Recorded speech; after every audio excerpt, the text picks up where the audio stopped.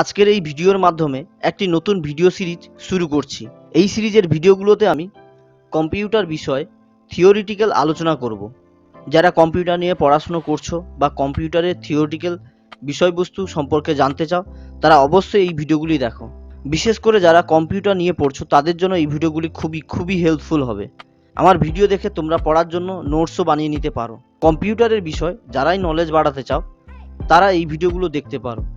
আজকের এই ভিডিওতে আলোচনা করব কম্পিউটার কি বা কম্পিউটার কাকে বলে, কম্পিউটারের সংজ্ঞা, কম্পিউটারের কাজ কি বা কম্পিউটার কিভাবে কাজ করে, কম্পিউটারের ব্যবহার, কম্পিউটার সিস্টেমের উপাদান কি কি, কম্পিউটারের বৈশিষ্ট্য কি কি, কম্পিউটারের সুবিধা ও অসুবিধাগুলো কি কি, কম্পিউটারকে কয় ভাগে ভাগ করা যায় ইত্যাদি নিয়ে আজকের এই ভিডিওতে বিস্তারিতভাবে আলোচনা করব। তাই ভিডিওটি একদম প্রথম থেকে শেষ পর্যন্ত দেখতে থাকো। ভিডিওগুলি বানানোর জন্য অনেক পরিশ্রম করতে হয়, তাই ভিডিওগুলি ভালো লাগলে লাইক করবে, সবার সঙ্গে শেয়ার করবে, কোনো কিছু জানার থাকলে বা বলার থাকলে নিচে কমেন্ট করে জানাবে এবং চ্যানেলটি সাবস্ক্রাইব করে সঙ্গে থাকবে। প্রথমে বলবো কম্পিউটার কি।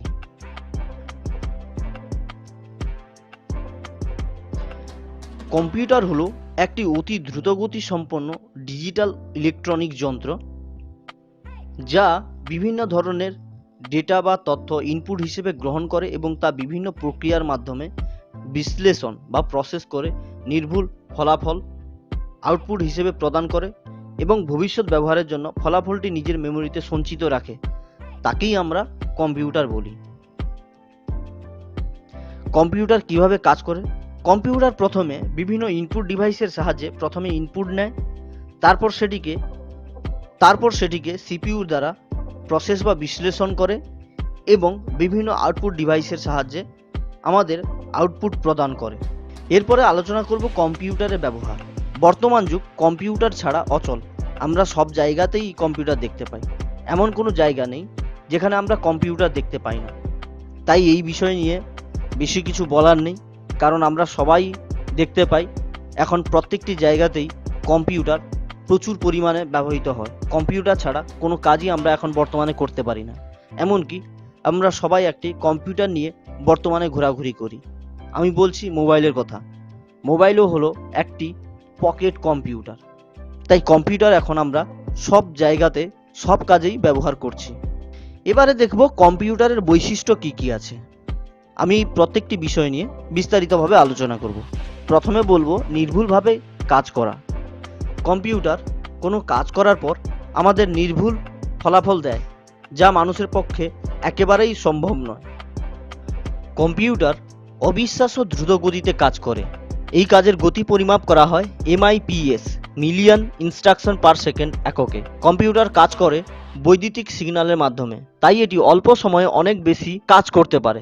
মানুষ এত দ্রুত কাজ করতে পারে না। এরপরে দেখুন স্মৃতিতে কাজ জমা রাখা মানে সংরক্ষণ। মানুষ 2-3 বছরের পুরনো ঘটনা মনে রাখতে পারে না। মানুষের স্মৃতি ভাণ্ডারে সবকিছু স্থায়ী থাকে না, শুধুমাত্র কোনো বিশেষ স্মৃতি মানুষ মনে রাখতে পারে। কিন্তু কম্পিউটার তার মেমোরিতে বিপুল পরিমাণ তথ্য অবিকৃতভাবে কয়েক যুগ পর্যন্ত সঞ্চয় করে রাখতে পারে, যা মানুষের দ্বারা সম্ভব না। এরপরে ক্লান্তিহীনতা। একই কাজ বারবার করার জন্য মানুষ ক্লান্ত ও বিরক্ত হয়। কম্পিউটার কখনোই ক্লান্তি ও বিরক্তি অনুভব করে না, সর্বদা একই গতিতে নির্ভুলভাবে কাজ করে চলে। মানুষের পক্ষে এটি মোটেই সম্ভব না।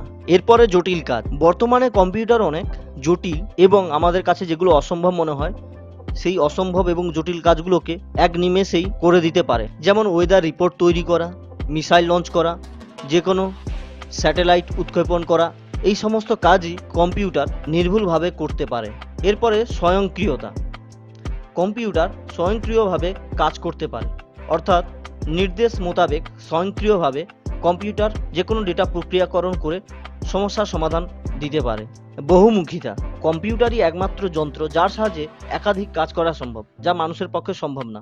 কম্পিউটারের সাহায্যে কর্মচারীদের বিল তৈরি থেকে শুরু করে কোম্পানির লাভ ক্ষতি নির্ধারণ, টাইপ করা, যে কোনো তথ্য খুঁজে বের করা, এইরকম হাজারো কাজ আছে যা আপনি কম্পিউটারের মাধ্যমেই করতে পারবেন। প্রযুক্তি যত উন্নত হচ্ছে এর বহুমুখিতাও পরপর আরও দিন বৃদ্ধি পাচ্ছে। এরপরে যুক্তিগত সিদ্ধান্ত। কম্পিউটার কোনো রকম মৌলিক চিন্তা শক্তির অধিকারী নয়, মানে কম্পিউটারের নিজের কোনো বুদ্ধি নেই। তবে সেটাও আর বেশি দিন বাকি নেই যখন কম্পিউটার নিজে থেকেই ভাবতে পারবে। পরপর AI টেকনোলজি খুবই দ্রুত উন্নত হচ্ছে, যা কম্পিউটারকে নিজের বুদ্ধি প্রদান করবে। বর্তমানে যে কোনো কম্পিউটারের নিজস্ব কোনো বুদ্ধি নেই। কম্পিউটারের নিজস্ব কোনো বুদ্ধি না থাকলেও উপযুক্ত প্রোগ্রামের সাহায্যে কম্পিউটার যে কোনো যুক্তিগত সিদ্ধান্ত নিজে থেকে নিতে পারে। ছোট স্থানে অনেক বড় ডেটা সংরক্ষণ, এটা তো সবাই জানেন। একটা বই রাখার জন্য কতটা জায়গা লাগে, কিন্তু সেই জায়গায় যদি আমরা ছোট্ট একটা এসডি কার্ড মানে মেমোরি কার্ড যদি আমরা ইউজ করি, সেখানে আমরা কয়েক হাজার বই রাখতে পারবো। খুবই অল্প জায়গায় আমরা অনেক বেশি ডেটা রাখতে পারি। এরপরে আসি খরচে। বর্তমানে কম্পিউটার কাগজের কাজ ও মনুষ্য শ্রম এবং সময় অনেক বেশি কমিয়ে দিয়েছে, তাই অনেক খরচ বেঁচে যায় আমাদের। আরও অনেক বৈশিষ্ট্য আছে, যদি আমি শুধু বৈশিষ্ট্যগুলো নিয়ে বলতে থাকি তাহলে অনেক সময় চলে যাবে, ভিডিওটি অনেক লম্বা হয়ে যাবে, তাই আমি এখানে বেশি বৈশিষ্ট্য নিয়ে আলোচনা করছি না। এরপরে দেখুন, একটি কম্পিউটার হলো হার্ডওয়্যার ও সফটওয়্যারের যৌথ সমন্বয়। কম্পিউটার সিস্টেমের উপাদানগুলিকে মূলত 5টি ভাগে ভাগ করা যায়। প্রথমে হলো হার্ডওয়্যার, সফটওয়্যার, ফার্মওয়্যার, হিউম্যানওয়্যার, ইউজার বা ব্যবহারকারী, ডেটা বা ইনফরমেশন। তারপর সফটওয়্যারকে আবার আমরা 3 ভাগে ভাগ করতে পারি: system software, application software, utility software. এবং হার্ডওয়্যারগুলিকে আমরা 3টি ভাগে ভাগ করতে পারি। একটি হলো input device, system unit, output device. System ইউনিটকে আমরা আবার 3 ভাগে ভাগ করতে পারি: সেন্ট্রাল প্রসেসিং ইউনিট বা সিপিইউ, মেমোরি ইউনিট এবং মাদারবোর্ড। এই সমস্ত বিষয় নিয়ে আমি পরপর ভিডিওগুলোতে আরও বিস্তারিতভাবে আলোচনা করব। আবার কম্পিউটারকে আমরা গঠন ও প্রচলন নীতির ভিত্তিতে 3 ভাগে ভাগ করি: analogue computer, digital computer, hybrid computer. আকার, সামর্থ্য, দাম ও ব্যবহারের গুরুত্বের ভিত্তিতে ডিজিটাল কম্পিউটারকে আবার 4 ভাগে ভাগ করি: micro computer, mini computer, mainframe computer, super computer. Micro কম্পিউটারগুলোকে আমরা আবার 4 ভাগে ভাগ করি। কোনো জায়গা আপনি দেখতে পাবেন 5 ভাগে ভাগ করা হয়েছে, আমি বলে দিচ্ছি এখানে। প্রথমে ডেস্কটপ, ল্যাপটপ, পাম্পটপ, নোটবুক। এখন অনেক জায়গায় দেখতে পাবেন যাকে আমরা পকেট কম্পিউটার বলি, মানে স্মার্টফোনগুলোকে আমরা এখন পকেট কম্পিউটার বলি।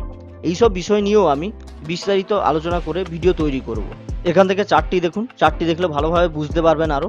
এই সমস্ত বিষয়, যতগুলো বিষয় নিয়ে আমি আলোচনা করেছি, এই সমস্ত বিষয় মানে প্রত্যেকটি বিষয় নিয়ে আমি বিস্তারিতভাবে আপনাদের বোঝাবো, তাই এই ভিডিও সিরিজগুলো দেখতে থাকুন। আজকের ভিডিও এই পর্যন্ত, দেখা হবে পরের ভিডিওতে।